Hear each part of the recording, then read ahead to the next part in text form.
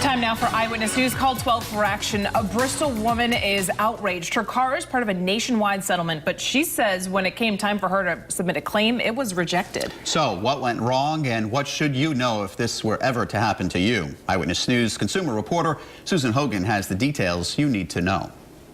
Well, first of all, this was not a recall. Instead, Nissan agreed to a settlement involving a radiator issue. But when it became a problem for this Bristol woman, she found herself footing a repair bill in the thousands.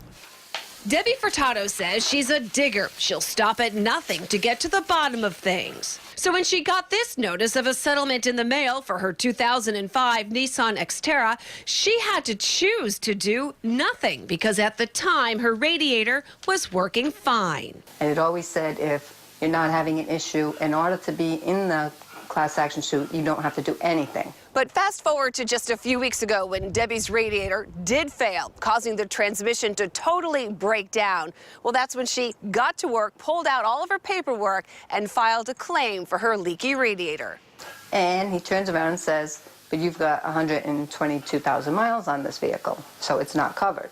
Nissan had extended the warranty in the interest of customer satisfaction up to 10 years or 100,000 miles, whichever is less. Even though Debbie's mileage is over by 22,000 miles, her car isn't quite 10 years old. But Nissan still denied to pay for the claim. In a statement, Nissan tells Call 12 for action, whichever is less means whichever comes first. Once the vehicle crossed 100,000 miles, the time period was no longer a factor.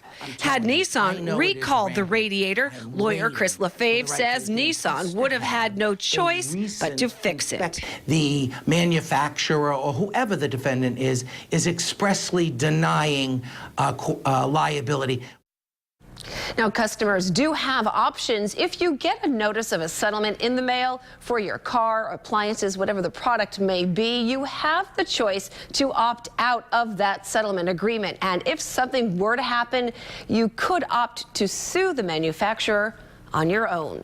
And if you have a consumer problem you need help solving, contact our Call 12 for Action Center Monday through Thursday from 11 until 1, hotline 228-1850. Or if you're interested in becoming a Call 12 for Action volunteer with me, you can call that same number you see right there on your screen. I'm consumer reporter Susan Hogan, Eyewitness News.